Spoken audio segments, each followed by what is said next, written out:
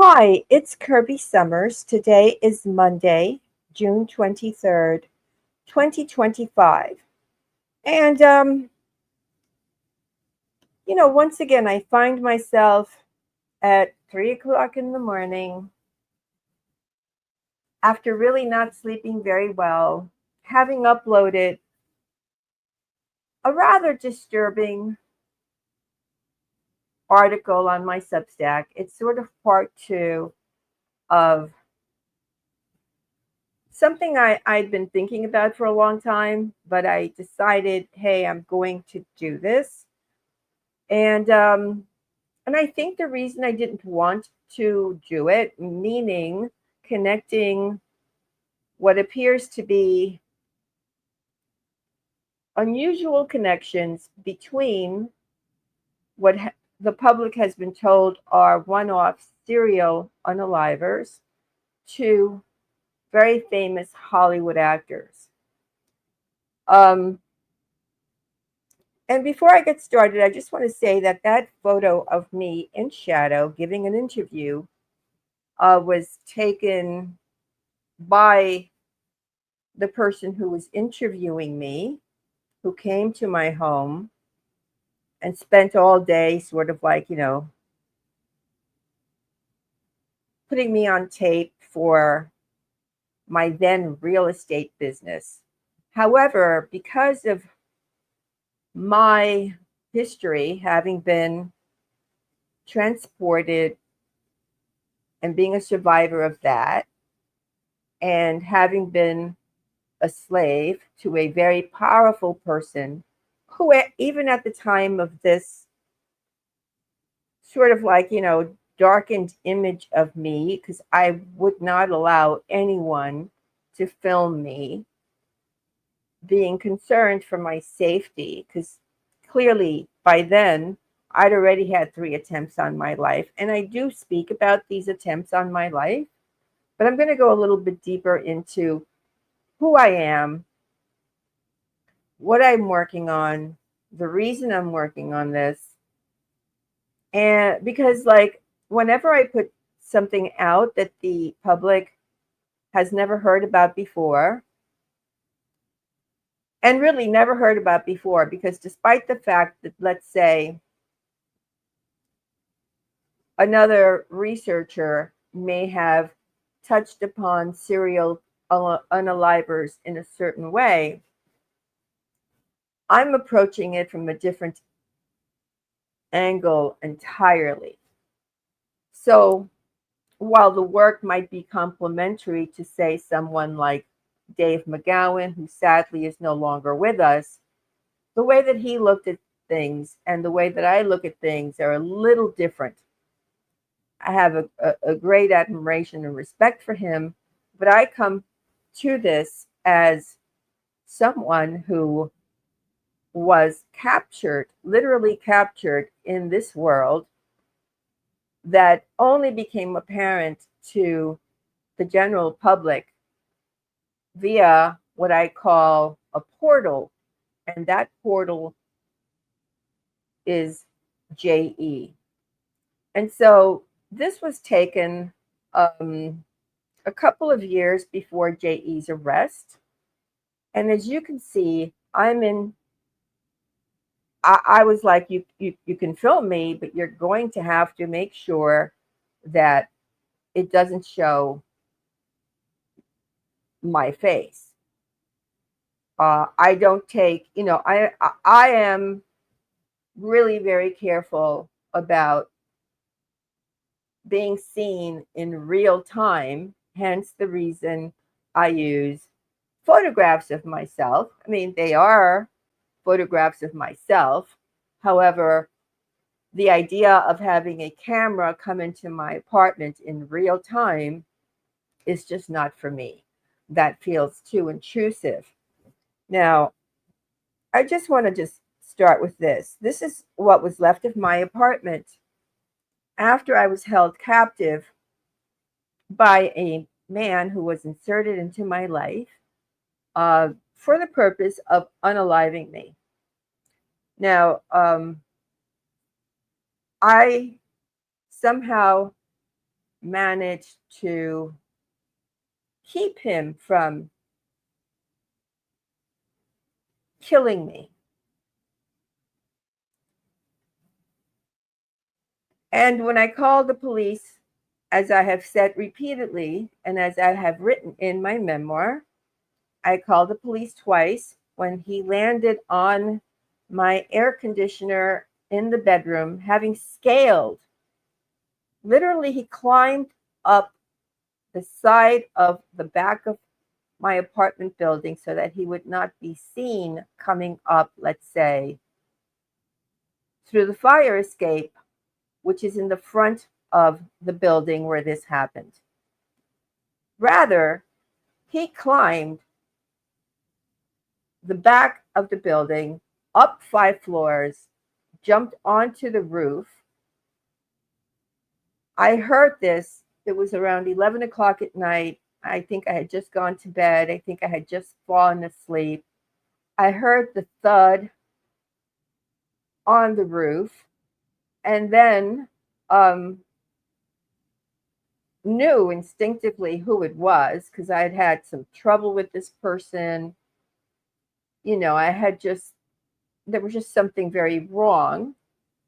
He had also, by the way, emptied out my bank account by having stolen my checkbook. And at the time, I had a business, and he stole my checkbook, or he had gotten access to my where I kept my things, my private things, and he emptied out my bank account by writing a bunch of small checks to himself, like 40, 50 small checks, and he stole a great deal of money. Now, I did not know then what I know now. And I think the reason I'm sharing this with you is because I am writing about unalivers. And in the case of, let's say, the newsletter that I uploaded yesterday, it's about people that are connected to Jack Nicholson, Marlon Brando, Roman Polanski, and several other very well known names that until now, nobody has really looked into other things. And if time permits, I'll read you some of what I began writing. However, what happens with me is a lot of people come to me uh, hoping to speak with me or have me go into a deep dive into another place. And what I want to say is the reason I am here is because I began this journey long before J.E. was ever arrested, long before I knew of J.E.'s existence. I needed to know why this happened to me. Okay. I needed to know why my life was very unusual. And as this photograph shows, the person who was hired to unalive me was getting ready. That looks like a matchbook on the chair. And that looks like something that he was going to use to torch not just my apartment, but to kill everyone who lives in the building where this happened, which would have been dozens and dozens of people. Um, the police did not help me, not when he was breaking into my home, and clearly because the police are involved. Okay, I mean, we have heard this from Paul Benassi. We have heard this from many other victims that the police are involved. It was, in fact, a police captain named Dave who worked at the police station that services the neighborhood where J.E. had his mansion given to him by Leslie Wexner. So my point is that I didn't come into this just for the J.E. story. I came into this to try to find answers as to why I was such a threat to anyone, because I was the person who was entrapped as an S slave to a very powerful person who, of course, I later realized it took many years of my life to study this and connect the dots that I've been able to connect. The other thing I want to share with you is that although I have no memory of ever having been, let's say, like Paul Benassi, uh, MK Ultra, let's say, and despite the fact that I don't have a PhD in anything, and I've had to struggle to learn whatever it is I have been able to learn, and I've done that on my own because at the age of 14, my mother, she yanked me out of school. I was very pretty. I'm still very pretty. I don't, but it's been a bad thing to be pretty in my life, in my experience. It has not been good. That said, when she yanked me out of school at the age of 14, her words to me were, "Well, you're pretty enough to marry a rich man, and then you can buy me a yellow house." That's never left me, and it's in my memoir, The Billionaire's Woman, which is available on my website. Now,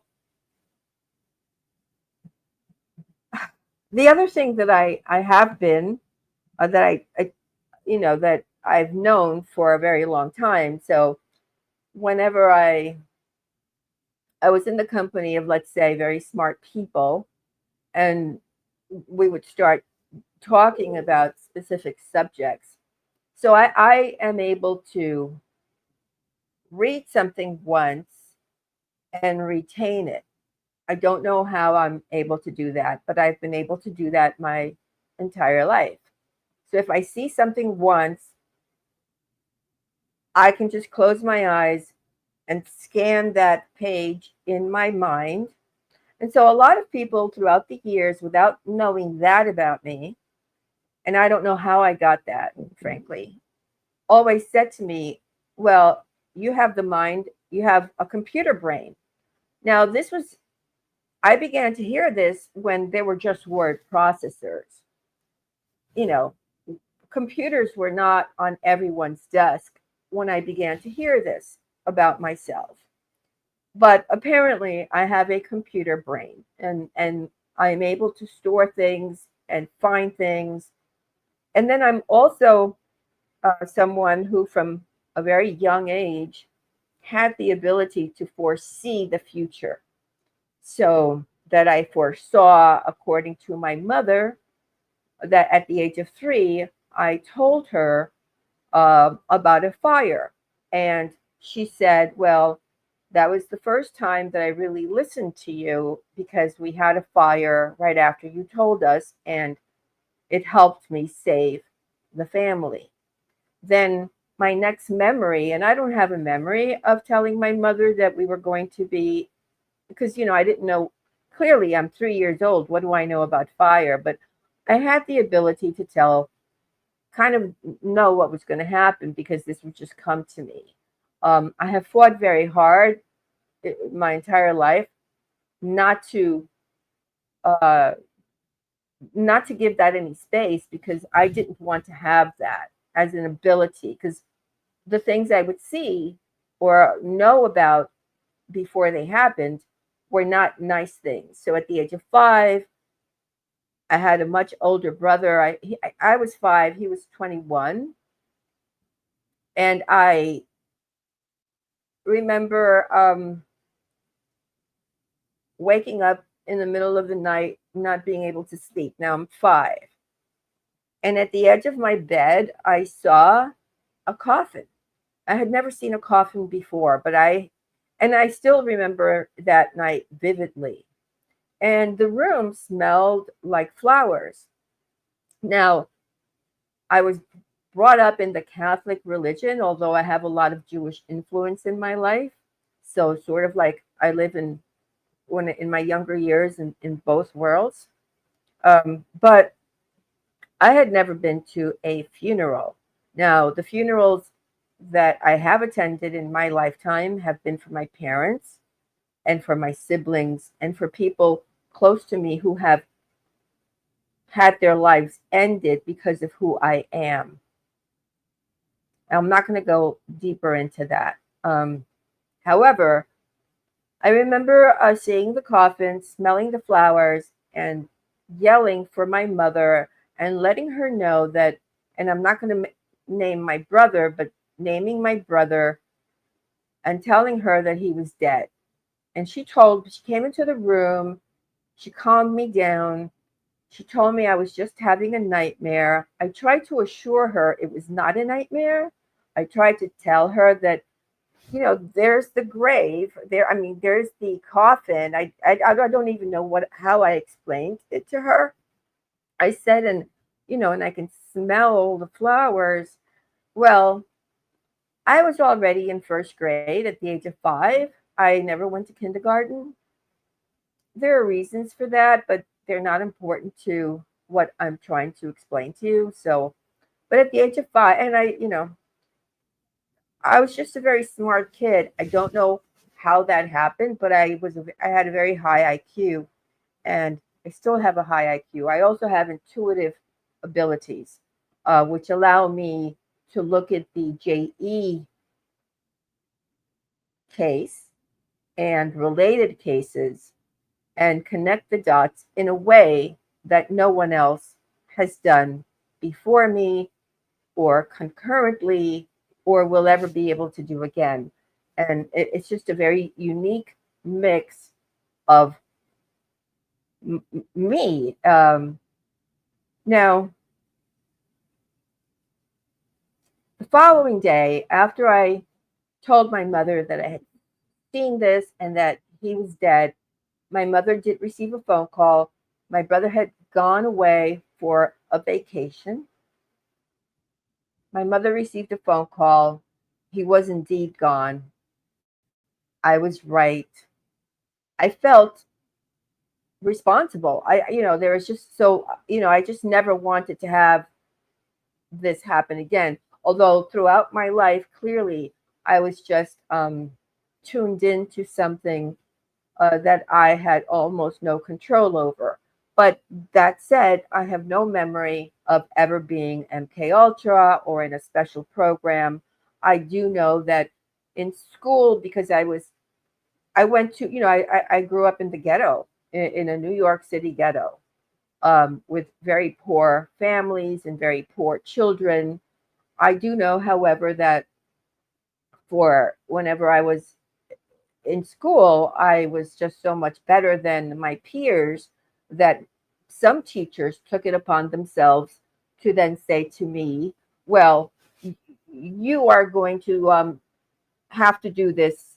Like, they gave me like additional work, whereas the other students were given their task for whatever length of time that class was, you know, was there. I was given extra work because the teachers thought, well, I could handle the extra work, which I did, um, so, I never really thought much about it. That was just my reality. I didn't think much about it. I didn't think it was anything special. I did keep hearing the whole thing about, well, you have a computer brain, and then later when the computer became part of my life, it was like, okay, well, yeah, I see how this thing works with the search engines. It kind of reminded me of the way that I store information. Again, I'm not like Paul Benassi. I don't have a split personality. I don't have an alter ego. I don't have any memories of any thing like that. What I want to kind of drive home is I'm here because of the things that have happened to me on a personal level.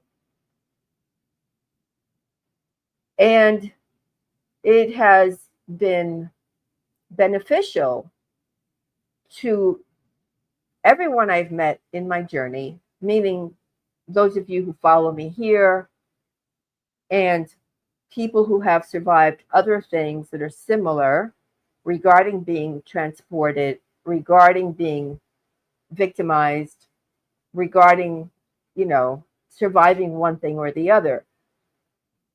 My own experience and my own research and my sharing things with all of you in one way or another, whether it's on my Substack, on my Patreon, on YouTube. On X, I don't share anything anymore because when Elon Musk took over in November of 2023, I believe, he made my entire account, Kirby Sommers, disappear. And I used to do um, very long threads with a lot of information that I had been able to compile, information at the time that a lot of other researchers were using as their base to, look and see what they were going to work on. And that said, I do not help other survivors. In the beginning, when I met Virginia and some of the other ladies, I became personally involved and helped Virginia and some other ladies.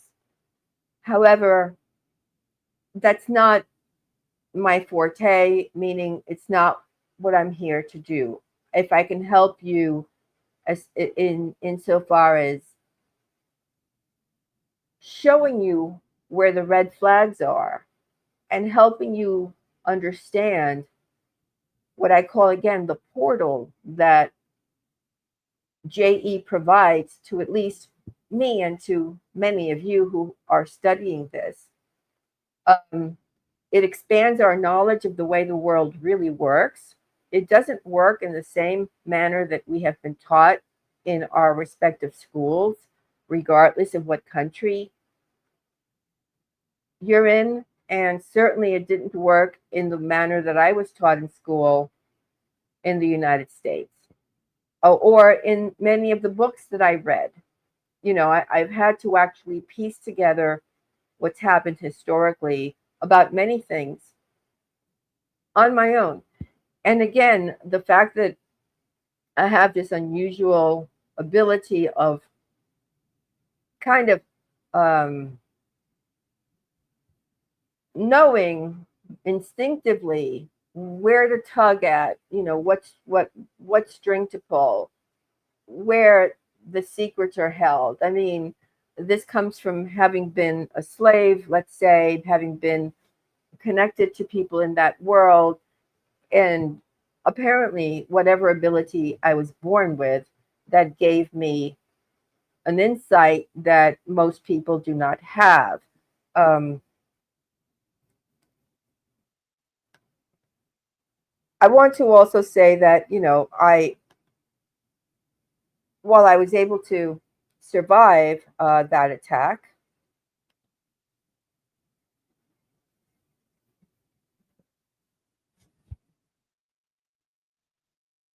no one came to my aid, meaning not the police, not even after I was able to escape, not my neighbors. I screamed for help for a very long time until he got into the apartment. Not during the 5 days that he held me hostage or anything like that. Now, I left. I went to live in LA for a while, for a long while. It took me, again, some time to figure out that my abuser had set me up and that, in fact, this person was trained in a military style. Like he climbed up the side of the building. He was very buff.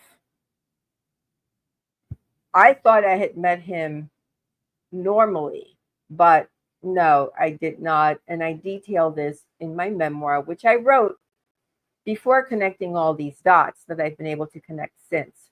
Now, because I'm working on the series about the serial unalivers connected to this, and I'll try to read some of that to you. I just want to say that it was difficult to work on it because while I'm reading about all of the children, both male and female, and young girls who have been savagely and brutally um, made to no longer breathe. I have to still be careful on this platform regarding what words I use. Um, when I finally was able to get a bodyguard who was a former detective for the New York Police Department, he was retired. He was recommended to me by a relative, but even my relative had been infiltrated. Like all of my a lot of my family members have been infiltrated by these people. And so, although the bodyguard helped me get to the police and helped me do certain things, um, I didn't get the sort of help that I needed. Okay, because that help does not exist. People want to find a solution for the ongoing transportation and the ongoing crimes. And what I have said is that there are people who study this and who have written books, let's say like Nick Bryan, just to use an example, who has something called Epstein Justice, who, in my opinion, it kind of just is a very odd thing for me to see him do, because who is he going to show that to? The very people who are compromised and who form part of this network? What is his goal? What is his role? Does he have a kid that was at one time transported? And is that why he's gotten into this story? Um, I'm very suspicious of him. I'm very suspicious of almost everybody.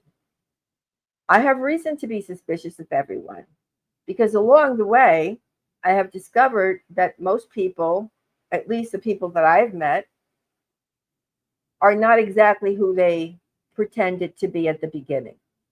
And that's why, as I said in my last podcast, which I had live, I will be putting up for free, and I think it will be on my website, a very long thing about Gloria Steinem, who infiltrated the women's movement, who is a CIA plant, who in fact dated J. Stanley Pottinger, who became one of the attorneys for the JE victims. And basically, his role was a gatekeeper, along with David Boies, who I believe many of you know about, regarding the fact that he represented Harvey Weinstein, so on and so forth. So that I will be putting that up. And the reason I'm putting that up is so that you can read it and you can look at what I want you to focus on is the patterns.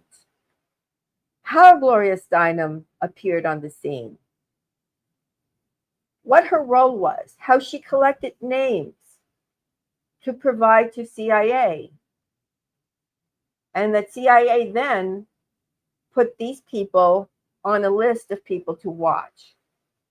And in today's world, where we have been desensitized and it's really become a police state wherever we are, and we're desensitized to crime, and instead of like people jumping in to help someone who is in danger, like even when I was yelling for help, no one helped me. Today they have phones and they will just stand there and they'd rather film a crime than jump in and help a victim. That's how bad things have gotten. So, and also we know that the rot of the crimes that we're uncovering in a way together, because I share everything with you, or I share as much as I can with you, let's say. It goes all the way to the top so that when I get emails about, well, let's put an end to this, there is no way to put an end to this. This began long before any of us were born. This is handled by the most powerful people on the planet. If I've had attempts on my life, and I continue to have attempts on my life, frankly, I just don't talk about them. Why is it that Whitney Webb has never had an attempt on her life, but she's got what, almost 500,000 subscribers? You have to question who's telling you what and what they're not telling you and what somebody's role is in, if you want to at least know the truth. I believe that what I bring to you is knowledge, for hard-earned knowledge. I'm risking my life. I am risking my life to help you understand the reality, not as told to you by mainstream media, and almost not as told to you by people who are in the indie media, let's say. Okay. um, because I believe that at least we can keep ourselves, our family, our extended family safe, and perhaps those who we care about, because many of us have families that are not, let's say, our primary family. We have friends that we care about, they have children. And so, if we can keep our own family, friends, and ourselves safe, and we can sort of like be on the lookout for, these kind of like these things that flash, and it's like almost like, oh, you don't want to believe that somebody could be dangerous. Well, my thing is, at the first instance that somebody shows me their true color, I'm going to believe them. And that's it. I cut off all communication, and I don't second guess myself anymore. When I was younger, before I learned to trust my instinct and to understand that people do not change, women as a whole were very maternal. We just, whether you have children or not, when we meet someone who is perhaps not the person we want them to be, but they have, quote, potential, we jump in there and we think we can really just pull out the potential of this person and change what we don't like about them. And I know that I did that many times, to no avail. Many of you who are listening to me have done that many times, to no avail. We cannot change anybody else.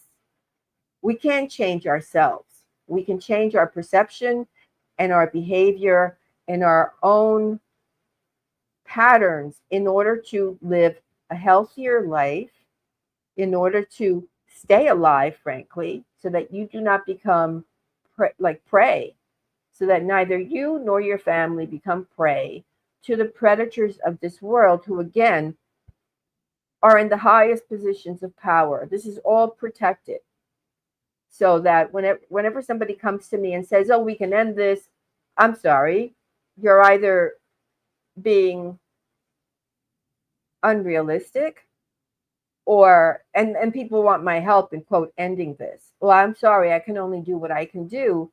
And as you can see, it's not even 3:30 in the morning in New York, and I'm here sharing things with you because I want you to look at things realistically. We can do what we can do. We can't do more than that. Okay. um the other thing I want to share is that, I get things that are meant to intimidate me. So one day I was walking out. I get a lot of things, by the way, a lot of warnings. I was walking out of my apartment, and really, my apartment is supposed to be super secure. Super secure. We have tons of cameras everywhere. But somehow, every now and then somebody gets in. So this book was left by my door, and it looked like a normal book. It's got a message on it, It says another night, another dream, but always you. Now, I was on my way to run to Marin. I saw the book. I thought, well, maybe either one of my neighbors or a friend had left it. I grabbed it, I tossed it into my apartment. I went on with my day. I came back, I called a couple of people. I'm like, "Hey, did you leave this book?" But somehow the phrase was interesting to me. It, it's written on a Hello Kitty notepad. This was left at a time that I was not necessarily looking at child transportation. And so, but I was curious why the Hello Kitty paper was used. And I decided, you know what? Let me put those words into a search engine. And I did. So, what I'm going to do is I'm going to read a small portion of my memoir about having found the Hello Kitty note on my front door. So, it also had like a perfume scent on it, and I have really acute sense of everything. I can hear very well, I can smell everything, and I could smell as I'm reading this note. I can smell a perfume. Now I have, like I said, I have a very good memory. I have like a computer memory, and that goes for smells too. And I think many of you, if you smell something, you know you can identify that smell. I think that's more apparent in many people than not. Although I did meet a man once who had no sense of smell. However, when I found this, and I just want to show you the back of it. So the back of it says, a New York real estate tycoon plunges to his death on a Manhattan sidewalk. A trophy wife with a past survives a narrow escape from a brazen attack. Mobsters and moguls, with no shortage of reasons to kill, trot out their alibis. And then, in the suffocating grip of a record heat wave, comes another shocking murder and a sharp turn in a tense journey into the dark little. Anyway, so it all seemed very personal to me. I was in real estate. I was a trophy wife. I had a suspicious past, and this book is left there. And I remembered two perfumes that the Rickless family kind of was involved in when they purchased Elizabeth Arden. Now, when they purchased Elizabeth Arden, two of the important perfumes, uh, one of them was Chloe, and the other one was Narcisse Noir. Now, I remember Ira coming to me and with both perfumes when they purchased Elizabeth Arden, and he said, "Well, which one do you like?" Now, I happened to like the French fragrance, Narcisse Noir, and he gave me a lot of these. And, these were very expensive. They were like perfume, they were not like the watered down version. And then the other one was Chloe, and I didn't like Chloe. And he said, "Oh, that's interesting because clearly we know that he was married, right?" He said, "Because my wife, she prefers Chloe, and you like Narcisse Noir. But the note smelled like Chloe to me." So what I did was I did a couple of things. I sent a friend to Chloe on Fifth Avenue, and I said, "Hey, get them to give you a sample." He went, he did that, he came back. But by then, I had put the words that were on the notepad, "another day, another dream, but always you," into a search engine. And they came up as the words from the song Another Night by Real McCoy. Now, as it turned out, Real McCoy was a tape that had been given to me by another well known uh, member of the elite, who I'm not going to name. He gave me this CD. It was sort of like he compiled different music in it, but I liked it, and I would get on my treadmill every morning, and that was one of the songs that I listened to, and and that I worked out to. And so what I realized about the book and the note and all of it, and I dissected it, I knew that there were clues in there that I needed to dissect, which I did, and I'm going to share the most horrifying part of it. But when I realized, oh, okay, it's these are words from one of the songs that I listen to every morning when I'm on the treadmill. So I always keep a treadmill in my apartment for in case I don't make it to the gym or in case I can't go running somewhere. I keep a treadmill so that I can at least, you know, get some exercise. But what it meant was that they were keeping an eye on me. They were just letting me know, and they've done this many times, that we're close enough that we know what you're doing, we know what you listen to, we know what music you like, we know, that was basically the gist of it.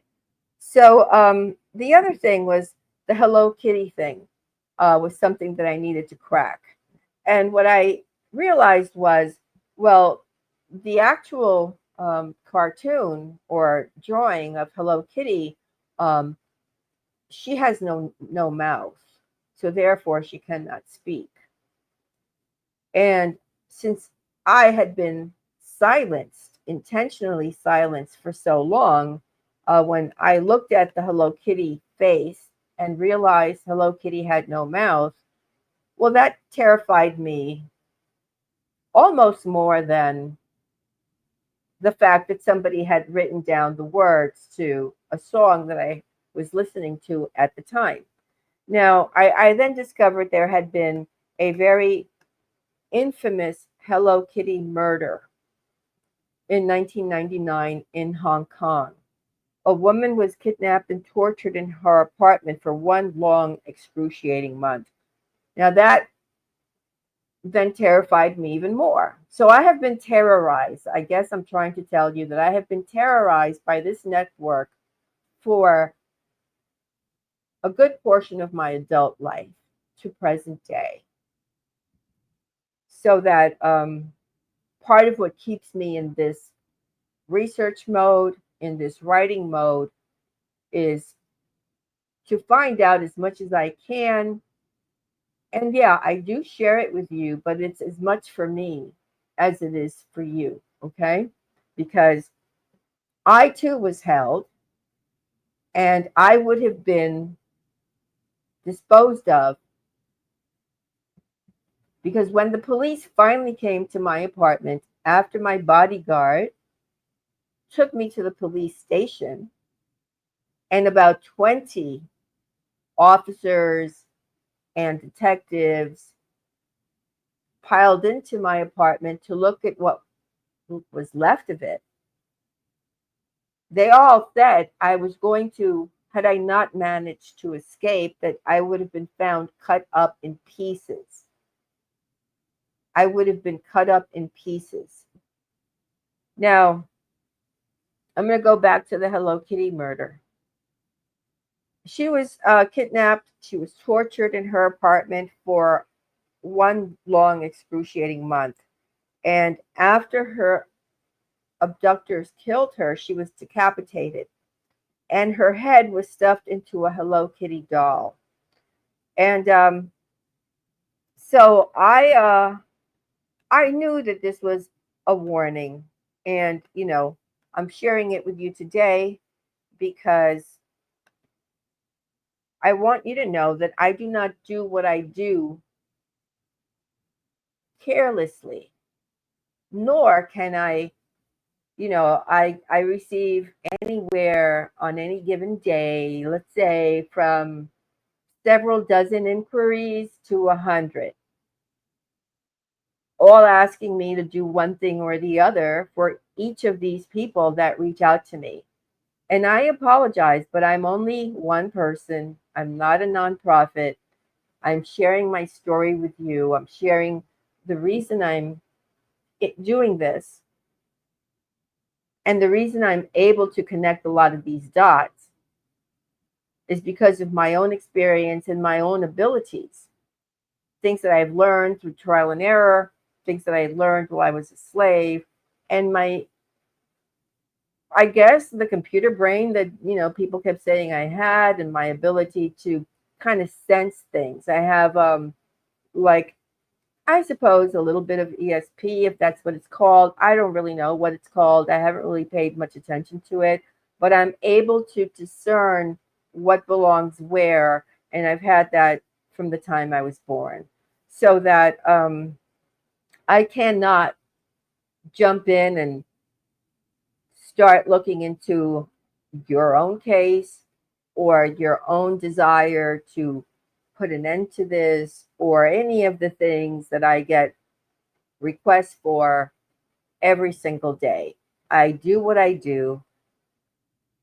Trust me, it keeps me very busy 7 days a week.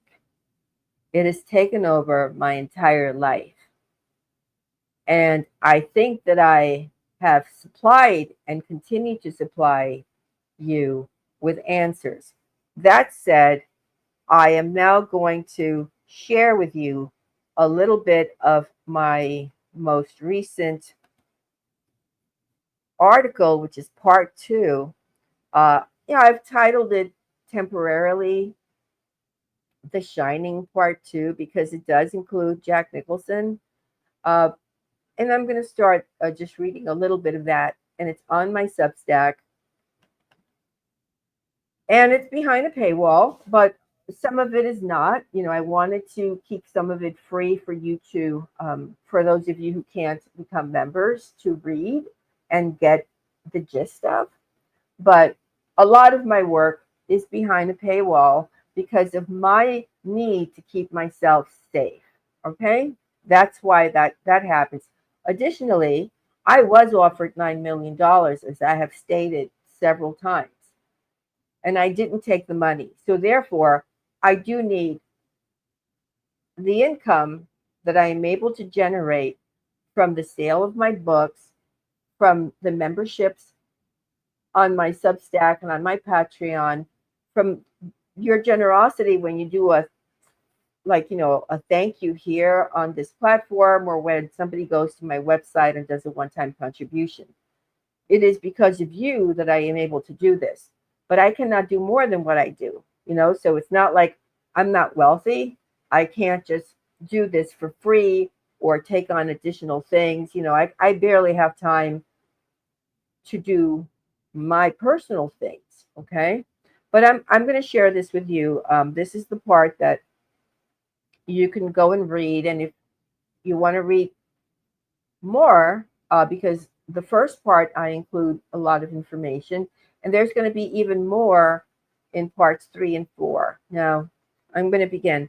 On an unusually frigid day in November 9th, 1977, the body of an 18-year-old girl was found on the hill up above Hollywood. And despite the fact that she hadn't been cut up and drained of all of her blood, like Elizabeth Short, known as the Black Dahlia 3 decades earlier, the unaliver deliberately and gruesomely arranged her corpse in a disturbing pose. Like Elizabeth, what killed her was a blow to the head. Like Elizabeth, she wanted to be in the movies. As her unaliver would do to future victims, and as you'll notice, I'm using the word unaliver versus the actual word because on this platform, I have to be careful. As her unaliver would do to future victims, he bit her breast 3 times, leaving his teeth marks as his signature on her alabaster skin. He did this after she was dead. He did this after he R-worded her and after he took her life. He crushed her face and skull with a mid-sized stone he grabbed from the ground at the scene. It was found by the authorities, drenched in her blood, and pieces of her brain. Near her remains. Her unaliver carelessly discarded it, leaving it there. He was bold. No one was going to catch him. However, he wasn't done yet. No, as she lay limp before him, he strangled her 3 times. Once with her belt, the second time with her pantyhose, and the third with the blue pair of pants she wore that day. 3 times and 3 times looks to me as the number 33. And the number 33, as you guys know, is a very important number with the Masonic situation. And but no one who has ever looked into this specific case, which is part of someone who is known as a serial unaliver, ever looked at the details of this case, to be honest. And this is a very old case that does connect to Jack Nicholson, to Marlon Brando, and to uh, Warren Beatty, and to Polanski, and to Robert Evans, and to a lot of the weird, kinky things that they were involved in. Now, I also included uh, I included something that was left that basically Alan Dershowitz had said back in the mid 1970s, and I can't read it, but I'm going to kind of give you the gist of it. Alan Dershowitz in the mid 1970s, at around the time of this unalivement, by the way, said that he was somebody who stepped forward to sort of protect the right of people to watch SNUF. There's another letter that's the same as the one I just said, which that's the way I have to describe it. And instead of using the word films, I might then go ahead and add the word movie. He is on record in the mid 1970s as saying this. And then I realized as I went down the Nicholson, Marlon Brando, Warren Beatty, all of Evans, who, all of these guys are connected to really weird stuff. And clearly we know that Marlon Brando is no longer alive, but Jack Nicholson bought this house and he leveled it. So,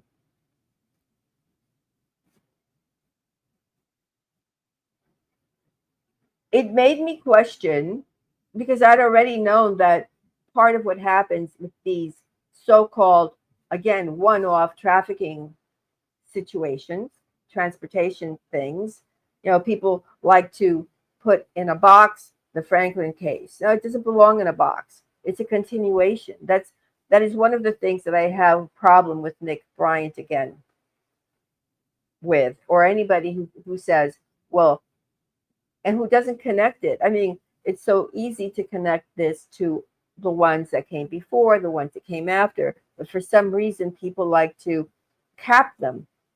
And I don't do that. I have said from the very beginning, this is all connected. This is all part of one thing. This and many other uh, layers, such as the serial unalivers. This is all the same thing.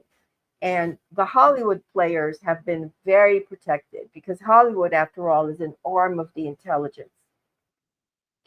We know that the serial killers are an arm of the intelligence. However, there's more to this than just that simple description. And the reason I go deep into this article explaining who this man, the unaliver, was, how he went through life, how he intersects with J.E., which again, nobody has done. Not the police who initially studied this case.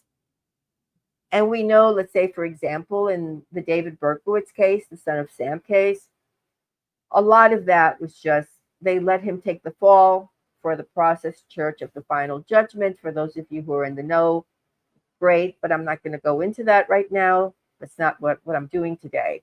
However, there are things that the public is given a snapshot of, and then nothing else happens. Well, as I said, I think when I began this, I go a lot deeper than that. And again, the reason I do is because I really want you to learn from it and to see the real history, not the whitewashed story that we're given and we have been given generation after generation, you know, so that I am curious to hear what you have to say about the information that I have shared with you today. I have shared with you much more than I ever planned to share with anyone about my life, my personal quest, but also because I want you to understand that I'm here, I'm doing what I'm doing. I am risking my life every single day. And I do appreciate all of you who understand this and who are with me in a genuine manner. Um, it really means the world to me. Um, the other thing I want to request, if it's okay, is sometimes people will answer the articles I share on Substack. I will get direct answers into my inbox.